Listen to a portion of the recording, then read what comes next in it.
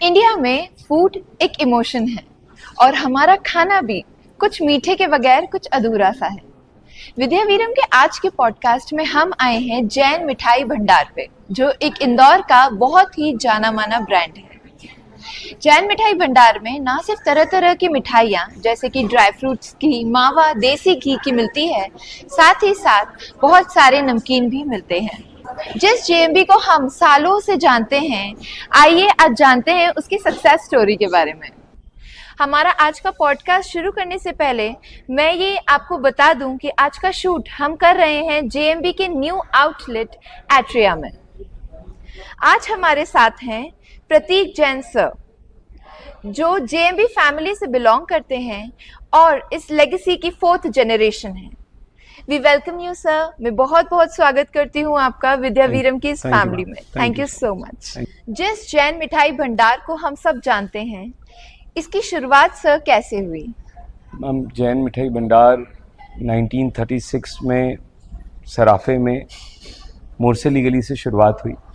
एक छोटे से सागपूड़ी, देसी घी की सागपूड़ी की दुकान की नींव रखी गई और मूंग दाल का हलवा और रायता, एक ऐसी थाली का प्रचलन जैन मिठाई भंडार ने शुरू किया, जो कि पूरे मध्य प्रदेश में और मध्य भारत में बहुत प्रसिद्ध हुआ। स्पेशली जो भी व्यापारी या जो भी वर्ग सराफा आता था, तो वो मूंग दाल का हलवा और सागपूड़ी खाए बगैर वापस कभी नहीं जाता था। तो जैन मिठाई भंडार का जो मेन सबसे पहली मिठाई जो हुई, वो मूंग दाल के हलवे, देसी घी का मूंग दाल का हलवा, देसी घी की सागपूड़ी से शुरुआत हुई, और वो मेरे परदादा जी ने करी, जिनका नाम बापूलाल जी पांड्या था। ओके, तो आज इस जेएमबी के कितने आउटलेट्स हैं टोटल सर? मैम, परिवार के पूरे 14 आउटलेट्स हैं पूरे इंदौर में। अच्छा। और वो शहर के अलग अलग कोने में अलग अलग ब्रदर्स के पास संभालते हैं। ओके जी। और लगभग कितनी वैरायटीज होंगी सर स्वीट्स में? मैम, बहुत सारी, देखिए, अलग अलग तकरीबन 250-300 तरह की वैरायटीज़ हैं स्वीट में। उतनी तरह की मिठाइयों की, नमकीन की भी उतनी ही वैरायटी है। प्लस अब रेस्टोरेंट्स में भी धीरे धीरे आगे चीज़ों को करने का वो है, तो वो भी चीज़ें चल रही हैं। आप जैसे हमें जिन मिठाइयों के बारे में आप बता रहे हैं, तो सर आप हीरो स्वीट की मार्किंग किसे देंगे? देखिए, इंदौर के लिए हीरो स्वीट तो सिर्फ जलेबी है। अगर जेएमबी की केसर की जलेबी खा ली तो सबसे बढ़िया।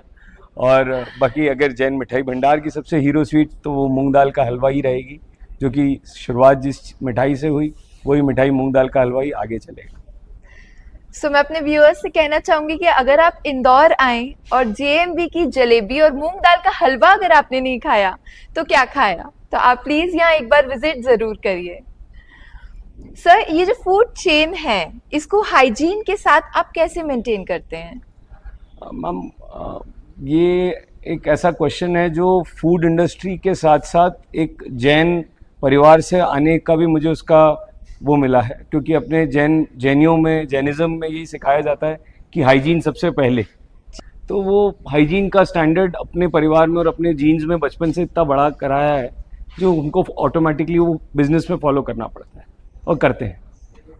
सर, तो क्या जैन मिठाई भंडार के नाम में जो जैन शब्द लगा हुआ है, क्या लोगों के मन में वो एक ट्रस्ट बिल्ड करता है आपके लिए? बिल्कुल करता है। ये तो आप, मतलब ये तो जग जाहिर है। अगर किसी ने जैन पढ़ लिया तो वो ऑटोमेटिकली ट्रस्ट डेवलप तो हो ही जाता है कि हाँ, ये अच्छा खाना मिल जाएगा, साफ सफाई अच्छी मिलेगी।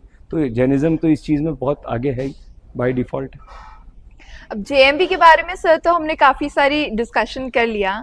मैं जानना चाहूँगी सर, आपके होटल मैनेजमेंट के कोर्स के बारे में, आपके एक्सपीरियंसेस के बारे में। हमने सुना है कि होटल मैनेजमेंट का कोर्स आपने मुंबई ताज से कंप्लीट किया था। प्लीज़ अपने एक्सपीरियंस के बारे में कुछ बताइए। नहीं, ये बिल्कुल किया था मैंने। ये औरंगाबाद में IHM इंस्टीट्यूट है, औरंगाबाद में, जो ताज का ही रन किया हुआ इंस्टीट्यूट है। वहाँ से हमारे परिवार में एक प्रचलन था, वो भी एक स्टोरी है जो मैं आपके साथ शेयर करता हूँ। हमारे परिवार में एक जनरली जो अपन बिजनेस लेके चलते हैं कि आपको दुकान बैठना है, आप पढ़ाई की क्या ज़रूरत है, एक पहले की जो सोच हुआ करती थी। पर चूँकि मैं बहुत भाग्यशाली रहा, मेरे को पापा ने, मेरा मन था पढ़ाई करने का, तो मेरे पापा ने मेरे को होटल मैनेजमेंट कराया और वहाँ से मैंने 4 साल का कोर्स किया, उसे सीखा, उनकी बारीकियों के बारे में सीखा। पर वहाँ जाके मुझे ये एक्सपीरियंस मिला कि ओवरऑल डेवलपमेंट और आपकी जो थॉट प्रोसेस बदलती है।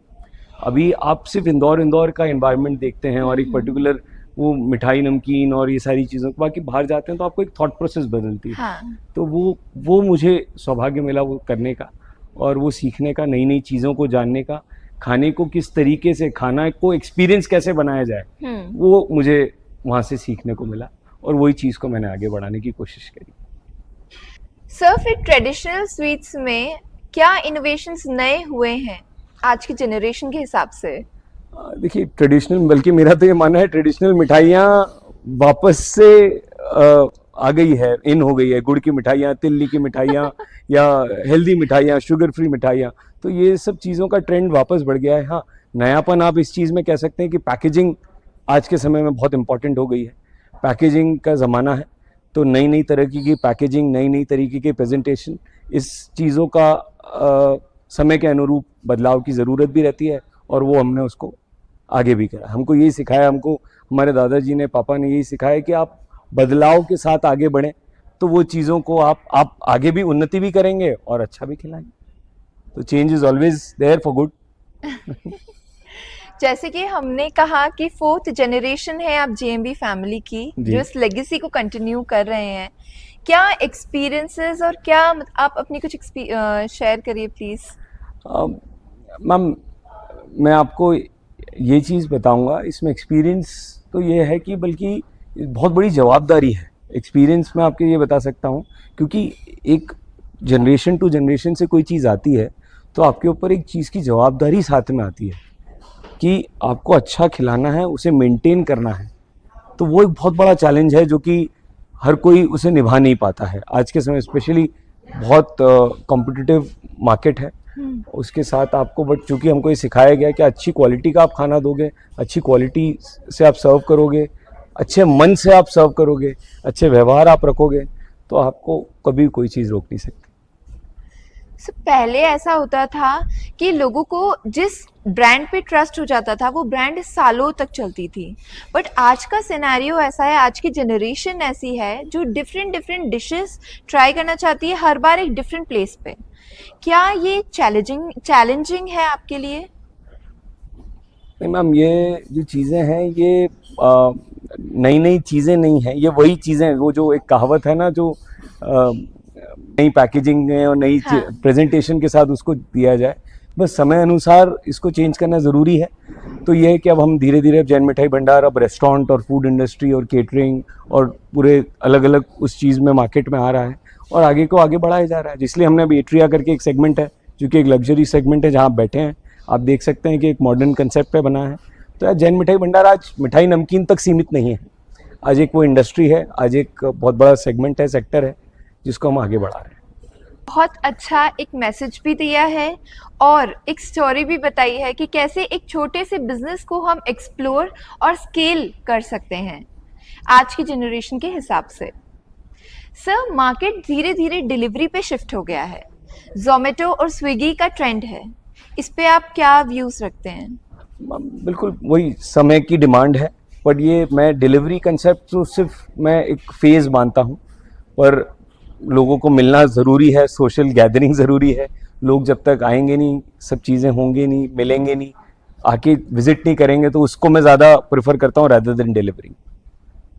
सो आपके हिसाब से क्या ये फेज धीरे धीरे खत्म हो जाएगा? हाँ, या कम हो जाएगा? हाँ बिल्कुल होगा मैम। आप सब देखिए, ये कम होना ही चाहिए, स्पेशली इंडियन कल्चर के हिसाब से। तो ये अपने लिए यूं भी डिलीवरी एक फेज़ है, एक मेट्रो का कंसेप्ट मैं मान सकता हूँ, जहाँ पे आप अकेले हैं तो आप डिलीवरी ले रहे हैं। बाकी इंदौर के लिए तो मैं डिलीवरी मैं प्रेफर नहीं करता हूँ, लोगों को मिलना ही पसंद है। यहाँ तो शुरुआती पोहे से होती है और अंत सराफे पे होती है, तो यहाँ ये चीज़ें कहाँ पे, डिलीवरी एक फेज़ है, रहेगा थोड़े टाइम। बिल्कुल सर, इंदौर एक फूडी जोन है, एक फूडी सिटी है। बिल्कुल। सर, आपने तो बहुत कुछ अपने एक्सपीरियंसेस के बारे में बता दिया, आपका नॉलेज भी बहुत ही ज़्यादा है इस फील्ड में, इनहेरिट भी किया है आपने। बट सर, जो यंगस्टर्स हैं जो स्टार्टअप स्टार्ट करने की सोच रहे हैं, उनके लिए आपकी क्या एडवाइस रहेगी? क्या क्लाउड किचन बेटर है रेस्टोरेंट ओपनिंग से? देखिए ये दोनों अलग अलग कंसेप्ट है। क्लाउड किचन कंसेप्ट एक shadow kitchen kind of concept होता है, और एक आउटलेट खोलना एक बहुत बड़ी जवाबदारी होती है। दोनों खैर कोई अगर खाने पीने का व्यापार करना चाहता है या खाने पीने की इंडस्ट्री में आना चाहता है तो वो एक बहुत बड़ी जवाबदारी के साथ आता है। ये जब तक उस मन का पैशन है, किसी भी चीज का अगर पैशन आपके मन में है तो वो उसे फॉलो करना चाहिए। पर शैडो किचन एक अलग चीज है और आउटलेट खोलना एक बहुत अलग चीज है। तो दोनों में जहां आपका पैशन आपको ले जाए वो आपको बिल्कुल करना चाहिए। बिल्कुल सर। सर इंदौर फूडी है जैसे जी। कि हमने बात करी, तो कंपटीशन भी सर बहुत है मार्केट में। बिल्कुल है। तो मार्केट में मेंटेन करने के लिए क्या स्ट्रैटेजीज फॉलो करते हैं आप? एक ही स्ट्रैटेजी है, अच्छे क्वालिटी का भोजन बनाएं और अच्छे मन से खिलाएं। ये दो ही चीज़ें हैं जिससे आप आगे बढ़ सकते हैं और स्पेशली इंदौर जैसे मार्केट में सरवाइव कर सकते हैं। वरना बहुत सारे रेस्टोरेंट खुलते हैं या बहुत सारी मिठाई नमकीन की दुकानें खुलती हैं और बंद हो जाती हैं। तो चलती वही हैं जो अच्छे क्वालिटी को सरवाइव करता है और अच्छे व्यवहार के साथ चलता है। बस वही एक सीधा धारणा और रूल, सिंपल रूल यही है, उसी को आगे लेके करें और आगे बढ़ें। सर आज की जनरेशन काफी हेल्थ कॉन्शियस हो गई है, स्वीट्स ज्यादा नहीं लेती हैं, तो आपके हिसाब से स्वीट शॉप्स का क्या फ्यूचर है? क्या फूड इंडस्ट्री में रेवोल्यूशन की जरूरत है? हाँ, ये ज़रूर है। आजकल इसे कन्फेक्शनरी नाम दिया जा रहा है, पर ये देखिए मिठाई भी उतनी ज़रूरी है। मिठाई शब्द या जो मीठा शब्द है अपने इंडियन कल्चर में, वो अपने एक त्योहारों के साथ आता है, वो कभी बंद नहीं होंगी क्योंकि ये अपने कल्चर से जुड़ा हुआ है। या आप कितनी चॉकलेट खा ले, जब तक लड्डू को देख के एक जो चेहरे पे चमक आती है वो लड्डू को देख के ही आएगी। वो कोई चॉकलेट या कोई वो चीज़ पूरी नहीं करती। हाँ, पर यह है कि हम शुगर को थोड़ा कम करते हैं। अब ड्राई फ्रूट की मिठाइयों का प्रचलन ज़्यादा है, तो वो चीज़ों का ट्रेंड है, तो उसके साथ में हम उसी को नई मिठाइयाँ ड्राई फ्रूट्स में बनाते हैं और आगे सेल करते हैं।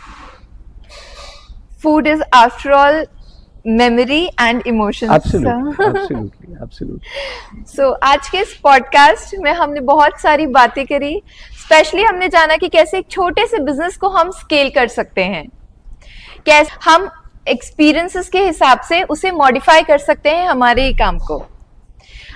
Thank you so much. Thank you sir. Thank you so much for being with us today. Thank you. Same है मैम। आज के हमारे पॉडकास्ट में हमने बहुत कुछ जाना। हमने जाना कैसे एक छोटे से बिजनेस को हम स्केल कर सकते हैं मॉडर्न जनरेशन के हिसाब से। हमारा GMB का ये स्पेशल एपिसोड आपको पसंद आया हो तो प्लीज़ हमारे चैनल को लाइक करें, ज़्यादा से ज़्यादा लोगों के साथ शेयर करें और सब्सक्राइब करना ना भूलें। Thank you.